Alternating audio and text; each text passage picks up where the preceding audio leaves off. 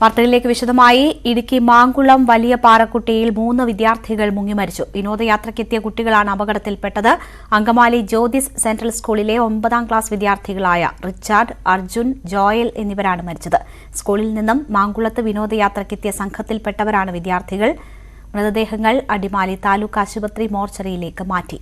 സ്റ്റാലിനുണ്ട് അവിടെ നിന്നും വിവരങ്ങളുമായി. സ്റ്റാലിൻ, ദുഃഖകരമായ വാർത്ത, 3 വിദ്യാർത്ഥികൾക്കാണ് ജീവൻ നഷ്ടപ്പെട്ടത്. വളരെ ആഴമേറിയ ഇടമാണ്, അവിടം അപകട സാധ്യതയുള്ള സ്ഥലമായിരുന്നു എന്ന് നേരത്തെ സ്റ്റാലിൻ തന്നെ സൂചിപ്പിച്ചിരുന്നു. അപകട മുന്നറിയിപ്പുകളൊന്നും ഉണ്ടായിരുന്നില്ലേ? എങ്ങനെയാണ് അപകടമുണ്ടായത്? രേണുക, ഇവിടെ വിനോദയാത്രയ്ക്കെത്തിയ സംഘത്തിലെ 3 കുട്ടികളാണ് ഇന്ന് അവിടെ അപകടത്തിൽപ്പെട്ടത്. മാങ്കുളം പുഴയിലെ ഏറ്റവും വലിയ ഒരു വെള്ളക്കെട്ടാണ് വലിയ പാറക്കുട്ടി എന്ന് പറയുന്ന കയം. ഇവിടെ മുൻപും നിരവധി തവണ കുട്ടികളും അതുപോലെ തന്നെ മറ്റു ആൾക്കാരും ഒക്കെ വെള്ളത്തിൽ മുങ്ങി മരിച്ച സംഭവങ്ങൾ ഉണ്ടായിട്ടുണ്ട്. എന്നാൽ അവിടെ ഒരു സുരക്ഷാ ക്രമീകരണങ്ങൾ ഒരുക്കുന്ന കാര്യത്തിലൊന്നും പഞ്ചായത്തോ അല്ലെങ്കിൽ മറ്റുള്ള അധികൃതരാരും ഇക്കാര്യത്തിൽ യാതൊരു ശ്രദ്ധയും ഇതുവരെ ഉണ്ടായിട്ടില്ല. അതിന്റെ ഒരു ബാക്കിപത്രം എന്ന് വേണം നമുക്ക് ഇന്നത്തെ സംഭവത്തിൽ കരുതാനായിട്ട്. അങ്കമാലി ജ്യോതി സ്കൂളിലെ സെൻട്രൽ സ്കൂളിലെ 9ാം ക്ലാസ്സിൽ പഠിക്കുന്ന 3 കുട്ടികളാണ് ഇന്ന് ഇപ്പോൾ മരിച്ചിട്ടുള്ളത്. ഇതിനു മുൻപും പല പ്രാവശ്യം അവിടെ അപകടമുണ്ടായിട്ടുണ്ട്.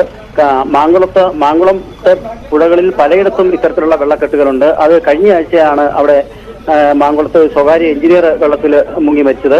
ഏതായാലും നിരവധി അപകടങ്ങളാണ് മാങ്കുളത്ത് ഇത്തരത്തിൽ ഉണ്ടായിക്കൊണ്ടിരിക്കുന്നത്. ഇവരെ മരിച്ച കുട്ടികളെ 3 പേരെയും മൃതദേഹം അടിമാലി താലൂക്ക് ആശുപത്രിയിലേക്ക് മാറ്റിയിട്ടുണ്ട്. എന്താണേലും വളരെ ദുഃഖകരമായ ഒരു വാർത്തയാണ് നമുക്ക് ഇടുക്കിയിൽ നിന്ന് തരാനുള്ളത്. രേണുക, സ്റ്റാലിൻ, ഈ 3 കുട്ടികൾ മാത്രമാണോ ആ കയത്തിൽ അവിടെ ഇറങ്ങിയത്, അതോ മറ്റുള്ള കുട്ടികളും ഉണ്ടായിരുന്നോ? മറ്റുള്ളവരെ രക്ഷപ്പെടുത്തുകയായിരുന്നു?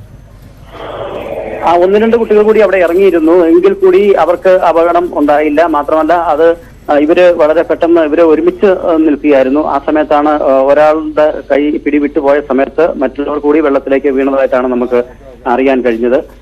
ഏതായാലും മറ്റ് ആർക്ക് അപകടം ഉണ്ടായിട്ടില്ല എന്നാണ് നമുക്കറിയുന്നത്. ഈ വിദ്യാർത്ഥികൾ അധ്യാപകർക്കൊപ്പം എത്തിയ സംഘമാണല്ലോ. അങ്ങനെ കുട്ടികളെ നിയന്ത്രിക്കുന്നതിൽ അധ്യാപകർക്കോ അങ്ങനെ എന്തെങ്കിലും വീഴ്ചകളുണ്ടോ? ഈ നേരത്തെയും ഒക്കെ അപകടം നടന്നിട്ടുള്ള സ്ഥലമാണ്. അതൊക്കെ അങ്ങനെയൊക്കെയുള്ള ഒരു സ്ഥലത്ത് കുട്ടികൾ പൂർണ്ണ സ്വാതന്ത്ര്യത്തിൽ അങ്ങനെ പോവുകയായിരുന്നു. രേണുക, അധ്യാപകർ കൂട്ടത്തിലുണ്ടായിരുന്നു എങ്കിൽ പോലും ഈ ഒരു പ്രദേശത്തെ സംബന്ധിച്ച് വലിയ അറിവുള്ള ആൾക്കാരല്ല അവിടെ വന്നിട്ടുള്ളത്.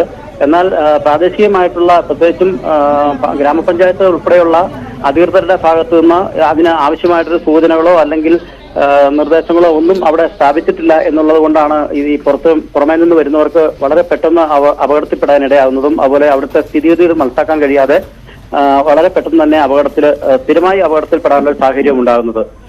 എന്നാൽ അധ്യാപകരും മറ്റ് ആളുകളും ഒക്കെ കൂട്ടത്തിലുണ്ടായിരുന്നെങ്കിലും അവർക്ക് നിയന്ത്രിക്കാൻ കഴിയുന്നതിനപ്പുറത്തേക്ക് വളരെ പെട്ടെന്ന് ഉണ്ടായ ഒരു സംഭവമാണ് ഈ 3 കുട്ടികളും വെള്ളത്തിലേക്ക് പോയത് എന്നാണ് നമുക്ക് ലഭിക്കുന്ന വിവരം. രേണുക, അങ്ങേയറ്റം ദുഃഖകരമായ വാർത്തയാണ്. നമുക്ക് ദൃശ്യങ്ങളിൽ കാണാം. കൂട്ടുകാരുൾപ്പെടെയുള്ളവർ വളരെ അതീവ ദുഃഖിതരായി ഇരിക്കുന്ന ദൃശ്യങ്ങൾ കൂടിയുണ്ട്.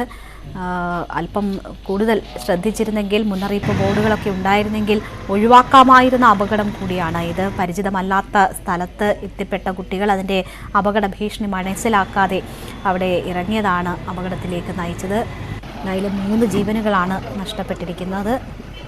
മൃതദേഹം ഇപ്പോൾ അടിമാലി താലൂക്ക് ആശുപത്രി മോർച്ചറിയിൽ സൂക്ഷിച്ചിരിക്കുകയാണ്.